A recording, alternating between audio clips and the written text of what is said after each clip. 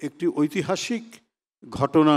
সেই ঘটনা আসলে শতাব্দীর পর শতাব্দী বিভিন্ন তার তার গ্রন্থনা এবং তাকে একসাথে সংকলিত করা, এটা চলতেই থাকে। এটা কখনো শেষ হয় না। এটা শেষ হয় না বলেই আমরা বিভিন্ন সময়ে ইতিহাসের নানা ঘটনায় আমরা দেখতে পেয়েছি যে সেটা শতাব্দীর পর শতাব্দীর পরে হলেও নতুনভাবে নতুন আঙ্গিকে সেই ঘটনার মূল্যায়ন হয়ে সেটি আমরা তার গ্রন্থনা দেখেছি, প্রচার দেখেছি, উপন্যাসে রূপান্তরিত দেখেছি। 1100 থেকে 1200-এর মধ্যে ঘটনা, ইংল্যান্ডের সেই রাজা চার্লসের ঘটনার সময়কার উপজীব্য নিয়ে যে উপাখ্যান তৈরি হয়েছে 19th সেঞ্চুরিতে স্যার ওয়াল্টার স্কটের সে বিখ্যাত উপন্যাস আইভ্যানহ। এরকম আমরা দেখেছি বিভিন্ন সময়ে ইতিহাসের ঘটনাগুলো বিবৃত হয়েছে, যেমন ইতিহাসের নতুন অধ্যায়ও যোগ করে, আবার কবিতা উপন্যাসের মধ্যে দিয়েও সেটা তৎকালীন সমাজে নতুনভাবে ফুটিয়ে তোলা হয়।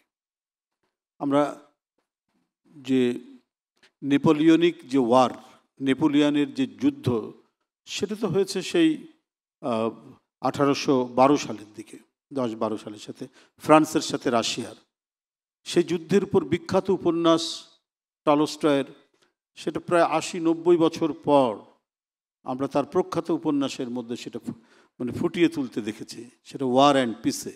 এরকম নানা ঘটনা, ভিক্টর হুগোর লা মিজারেবল আমরা সবাই এখানে পড়েছি। সেই ফরাসি বিপ্লব, 18th সেঞ্চুরির ফরাসি বিপ্লব, 1789 সালের সেই সময়কার ঘটনাবলী নিয়ে এটার উপজীব্য। তো সুতরাং জুলাই বিপ্লব তো আমাদের একটি মহাকাব্যিক ঘটনা। এখানে আন্দোলনরত যারা ছিলেন তারা মহাকাব্যের এক একটা অনন্য চরিত্র। এটার উপরে পরবর্তী যুগে, পরবর্তী সময়ে আরও অনেক উপন্যাস রচিত হবে, কবিতা রচিত হবে, সাহিত্যকর্ম হবে। এবং এইটা কোন ভিত্তির উপর রচিত হয়েছে, আমাকে আমি দুঃখিত, নামটা আমি বলতে ভুলে গেছি। আমাদের নুরু ডাকসুর ভিপি, আমি বেচারেদের দেখেছি, আমি টুকু, নুরু, এদের সবাইকে রিমান্ডে সেই ডিবির কার্যালয়ের মধ্যে একসাথেই আমরা থেকেছি, একসাথে আমরা রিমান্ড খাটছি, আবার একসাথে জেলে গেছি। কিন্তু আমরা একটু সিনিয়র ছিলাম বলে আমরা যতটুকু ভালো ব্যবহার পেয়েছি, ও বেচারারা, আমি ওদের শরীরের মধ্যে তাকিয়ে দেখেছি ওদেরকে আঘাত করা হয়েছে। ডাকসুর ভিপি তো একটা চারটেখানি ব্যাপার নয়। ডাকসুর ভিপি গায়ে হাত দিতে পারে যে সরকার, টুকুর মতো ছাত্রদলের একটি বৃহত্তম সংগঠনের কি বলে সে সভাপতি ছিল, তার গায়ে পর্যন্ত হাত দেওয়া হয়েছে। এভাবে আরও অনেক সিনিয়র নেতা ছিল যারা আমাদের হয়তো জুনিয়র, মজনু, আমিনুল, এমনকি ডাক্তার রফিক, অ্যাসোসিয়েট প্রফেসর পিজির বর্তমানে, তার গায়ে পর্যন্ত হাত দেওয়া হয়েছে। তো যে কথাটি নুরু এখানে বলছিল যে এর যে প্রেক্ষাপট, যেটা এর যে ভিত্তিভূমি, সেই ভিত্তিভূমিটা আলোচিত হতে হবে। সেটা যদি আলোচিত না হয় তাহলে কোন ভিত্তির উপর জুলাই 36 দিন এত বড় একটি মহাকাব্যিক ঘটনা ঘটে গেল, এইরকম রক্তঝরা ঘটনাই তো হচ্ছে মানে বিপ্লবের মানে মূল টোন তৈরি করে, মূল সুর তৈরি করে, সেটাই এখানে তৈরি হয়েছে। সেই ভিত্তিটা হচ্ছে 16 বছরের ঘটনাসমূহ, অত্যাচার, নিপীড়ন, বিভৎসতা, পৈশাচিকতা। তকির মতো একজন কিশোরকে হত্যা করা হয়েছে, এটা কি আন্দোলনের অংশ নয়? এটা কি ফ্যাসিবাদের বৈশিষ্ট্য বোঝানোর জন্য একটি ঘটনা নয়? আপনার শীতলক্ষা নদীতে পেট কেটে তার মধ্যে ইট ঢুকিয়ে মেরে ফেলা হলো, কারা মেরেছে? রাষ্ট্র। রাষ্ট্রের তৎকালীন র্যাবের যারা সেখানে কর্তৃত্ব করতেন তারা। তো ফ্যাসিবাদকে বোঝানোর জন্য, ফ্যাসিবাদের বৈশিষ্ট্য তুলে ধরার জন্য, এটা তো একটা বড় ধরনের ঘটনা। তো এই সমস্ত ঘটনাগুলির এবং এর বিরুদ্ধে তীব্র আন্দোলন, প্রতিবাদ সব মিলিয়েই তো চলেছে 16 বছর। একজন এমপি, একজন এমপি কি 2জন এমপি, এরকম অসংখ্য ওয়ার্ড কাউন্সিলর, অসংখ্য তরুণ ছাত্রদেরকে জোরপূর্বক গুম করে দেওয়া, বিচার বহির্ভূত হত্যার শিকার করা, গুপ্ত হত্যা করা, কত কি ঘটনা। শ্রমিক নেতা আমিনুল অদৃশ্য হয়ে গেল, দেশ বিদেশ থেকে এই নিয়ে হইচই হলো। সুমন একটা টাটকা তরুণ ছেলে, প্রায় আমাদের সাথে মিছিল করতো এই যে তেজগাঁর এই অঞ্চলে, যার বোনের আমি এখানে ইন্টারভিউ দেখলাম, 36 মিনিটের মধ্যে ধারণ করা হয়েছে। তুলি, সঞ্জিদা তুলি, তার আমি দেখলাম। তো এগুলো তো হচ্ছে সব 16 বছরের এই ঘটনা, এবং এই ঘটনাগুলো জনসমাজের মধ্যে প্রচণ্ড আলোড়ন তুলছিল। প্রথমেই তো প্রতিরোধের জন্য তো এগিয়ে আসে না, ক্ষোভ বিক্ষোভের মধ্যে দিয়ে জনসমাজের মধ্যে যে তীব্র দ্রোহ তৈরি হয়, সেই দ্রোহটা তৈরি হতে হতে তার সম্পূর্ণ বহিঃপ্রকাশ আমরা দেখলাম জুলাইয়ের মধ্যে। শুধু কি তাই?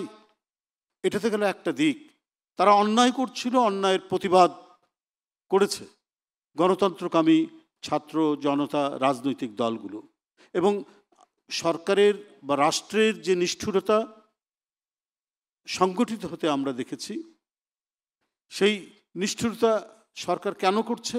তার অন্যায়গুলো তার আমরা প্রতিবাদ করছি, বা রাজনৈতিক দলগুলো বা ছাত্র সংগঠনগুলো প্রতিবাদ করেছে। শেখ মুজিবুর রহমানের নামে একটি বই তারা তৈরি করবেন, বা একটা বই তারা তৈরি করছেন তার নামে। আমিও কিন্তু বিশ্বাস করতাম এটা শেখ মুজিবুর রহমান সাহেব নিজেই লিখেছেন, কিন্তু যে এখন নতুন যে ঘটনা ঘটছে, একজন পুলিশ অফিসারকে সে দায়িত্ব দেওয়া হয়েছে, তিনি তার কয়েকজন সহকর্মী সহ সেইটা তৈরি করেছেন, এবং এই জন্য তাদেরকে প্লট দেওয়া হয়েছে, এই জন্য তাদেরকে 1 কোটি করে টাকা দেওয়া হয়েছে। এই যে কী ধরনের রাষ্ট্র নিয়ে, দেশের মানুষের অর্থ নিয়ে, রাষ্ট্রের অর্থ নিয়ে কি লুটপাটটা করা হয়েছে, কি অনাচারটা করা হয়েছে, সেটা কি বলে শেষ করা যাবে? সেটা তো বলে শেষ করা যাবে না। এইভাবে আপনার দেশের 27 লক্ষ কোটি টাকা 16 বছরে নানাভাবেই পাচার হয়েছে। জিনিস কেনাকাটার নামে, আপনার মেগা প্রজেক্টের নামে নানাভাবেই 27 লক্ষ কোটি টাকা পাচার করা হয়েছে। তো এর জন্য জনমানুষের ভিতর কি ক্ষোভ তৈরি হয়নি? প্রচণ্ড দ্রোহ তৈরি হয়নি? আমার টাকা, আপনার টাকা, জনগণের টাকা, এই টাকা শেখ হাসিনা নিজের স্বার্থে ব্যবহার করছে, তার দলের স্বার্থে ব্যবহার করছে, তার পরিবারের স্বার্থে ব্যবহার করছে। তাকিয়ে তাকিয়ে আমরা দেখছি। এর জন্য কি মানুষের মধ্যে ক্ষোভ তৈরি হচ্ছে না? তো সেটার আমরা তীব্র পরিণতি সব কিছু মিলিয়েই, হয়তো কোটা বিরোধী আন্দোলন একটা হচ্ছে, এখানে একটা উপলক্ষ নিয়ে এটা এসেছে, কিন্তু সব দ্রোহের সমষ্টিগত বহিঃপ্রকাশ হচ্ছে জুলাইয়ের সেই আন্দোলন। দেখুন, 15ই আগস্ট এবারে গেছে, অনেকে দিয়েছেন, বিভিন্ন পোস্ট দিয়েছেন মহামানব বলে শোক জানিয়ে, সে করতেও পারেন। বিশেষ করে মিডিয়ার কিছু মানুষ, বিভিন্ন সেলিব্রিটি, অভিনেতা অভিনেত্রী, তারা এটা করছেন। আমার কাছে অবাক লাগে যে পৃথিবীর সবচাইতে সেন্সিটিভ, অনুভূতিশীল মানুষ হচ্ছে যারা মিডিয়ার সাথে সম্পর্কযুক্ত থাকে, যারা হচ্ছে অভিনয় শিল্পের সাথে সম্পর্ক থাকে, যারা কবি সাহিত্যিক, তাদেরকে প্রথমেই নাড়ায়, কারণ তারা অত্যন্ত অনুভূতিশীল মানুষ হয়। কিন্তু যে পানি লাগবে পানি বলে যে মুগ্ধ, তার আরেক বন্ধুর জন্য গুলি খেতে খেতে তবুও পানি নিয়ে যাচ্ছে, এই সমস্ত অভিনয় শিল্পী, কবি সাহিত্যিকদের মনকে এতটুকু নাড়া দেয়নি? তারা সেদিন এটা পোস্ট দিচ্ছেন, আরও নানা কথা বলছেন, কিন্তু আমরা কেন দিচ্ছেন সেটা বুঝতে পারছি। মানুষের মধ্যে, আমি বলবো যে জনগণের মধ্যে নয়, এই সমস্ত তথাকথিত কবি সাহিত্যিক শিল্পী, অভিনয় শিল্পী, তারপরে আমরা সাংস্কৃতিক ব্যক্তিত্ব বা সংস্কৃতির চর্চার সাথে, শিল্পের চর্চার সাথে যারা থাকেন, এরা বোধহয় তাদের ওই অনুভূতির জায়গাটা বিসর্জন দিয়েছে। কারণ আজকেই পড়লাম এদের অনেককেই রানওয়ের পাশে, যেটা একেবারেই বেআইনি, সেখানে তাদেরকে প্লট দেওয়া হয়েছে। অর্থাৎ বস্তুগত স্বার্থের লোভে এরা নগ্নভাবে ফ্যাসিবাদের উপাসনা করেছেন, ফ্যাসিবাদের পক্ষে তারা থেকেছেন।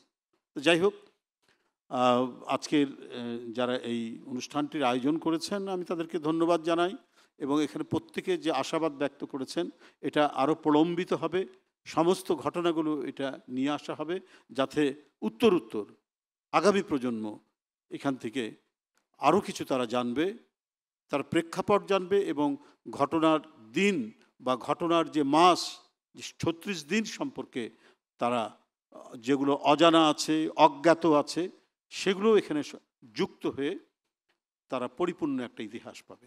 সকলকে ধন্যবাদ। কোথাও